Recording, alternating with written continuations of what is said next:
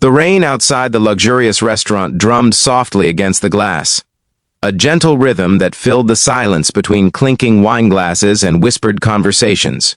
At a corner table, under the warm glow of a chandelier, sat Claire Donovan, the youngest female CEO in her company's history, known for her composure, elegance, and an air of authority that made people straighten their backs when she entered a room.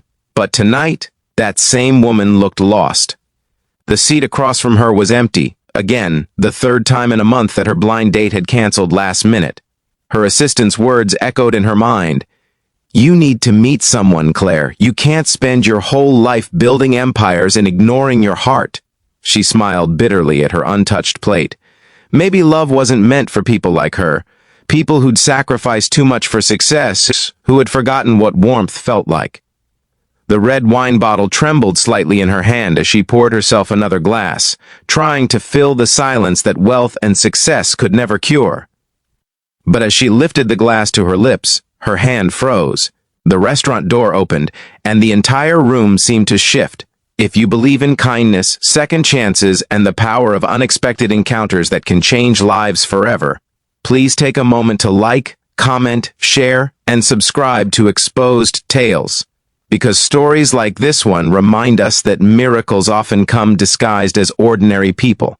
The man who entered was nothing like the kind of people who usually dined there. His clothes were worn, stained with paint and dust. His boots carried the trace of hard labor. He looked out of place among the polished suits and glittering jewelry.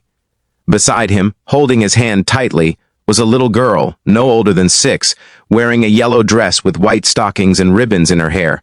Her big blue eyes darted around the room with a mixture of fear and curiosity.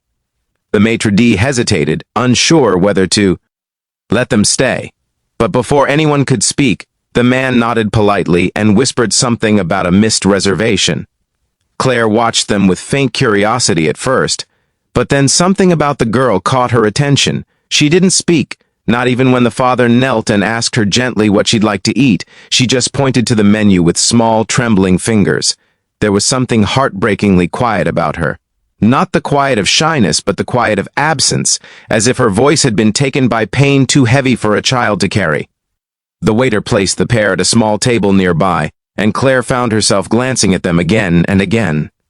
The man's hands were rough, his hair slightly unkempt, but his eyes carried the kind of tiredness that came from years of struggle, yet still somehow glowed with warmth whenever he looked at his daughter.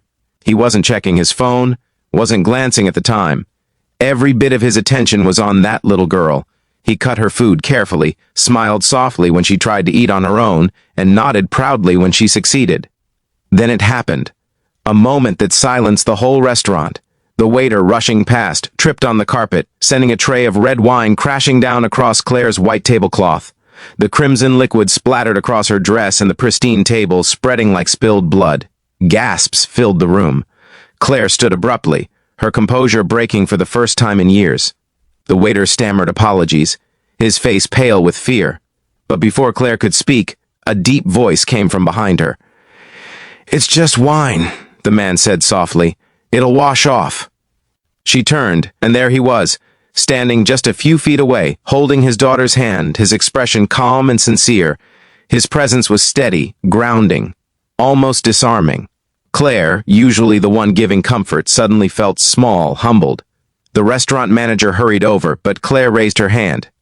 "It's fine," she said quietly, surprising even herself. "No harm done." The man smiled faintly and nodded before guiding his daughter back to their table. But something inside Claire shifted. For reasons she couldn't explain, she found herself walking over to thank him. Maybe it was his calmness, or the little girl's silent innocence. Either way, when she reached their table, words stumbled out before she could stop them. "Thank you," she murmured, then looked down at the child. "She's beautiful." He smiled, the kind of smile that spoke of gratitude rather than pride. "Her name's Lily," he said. "She doesn't talk much." Claire noticed how gently he said it without a trace of pity. "She's mute?" she asked softly. He nodded. "Doctors say it's psychological. She stopped speaking 2 years ago, after her mother passed away." Claire's heart ached. She sat down without asking, and for the first time in years, she didn't care about how it looked. She wanted to know more.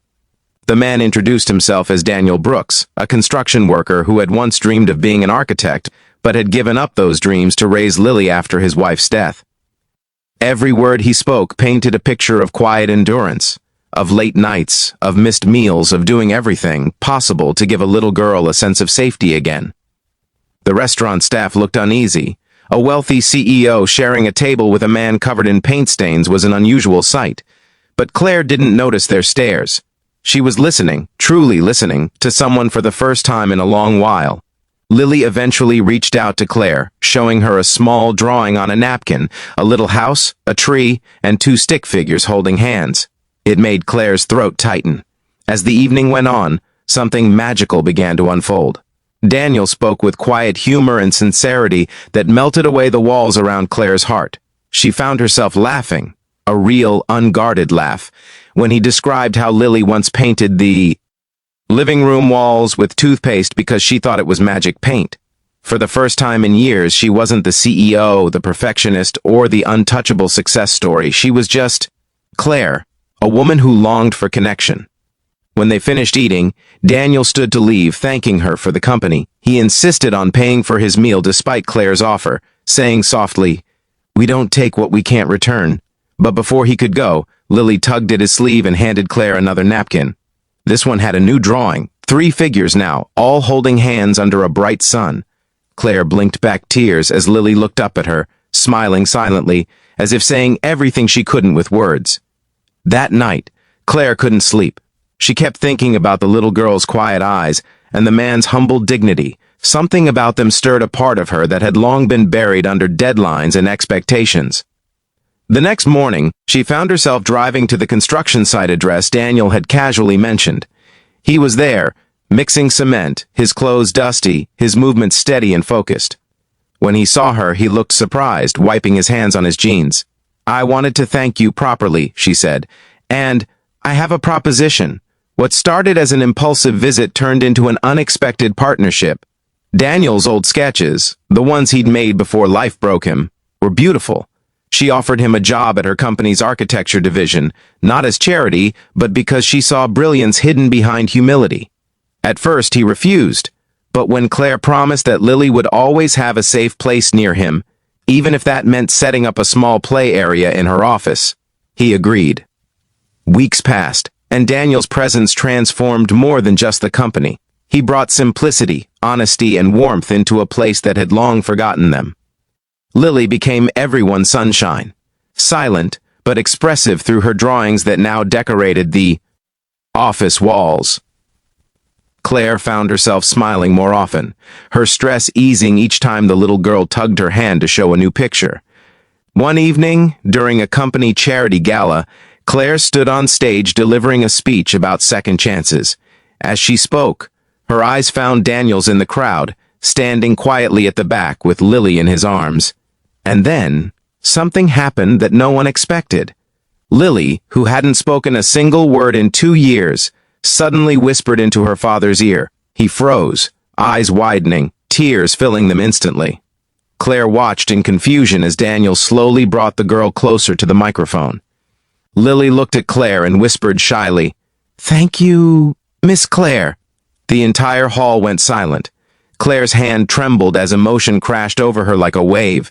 Daniel covered his face, overcome. The audience erupted in tears and applause. That moment wasn't just about a mute girl speaking again. It was about healing, love, and the unseen power of human kindness. After the event, Claire found Daniel and Lily outside under the city lights. The little girl ran up to her and hugged her tightly, whispering once more, "You made my daddy smile again."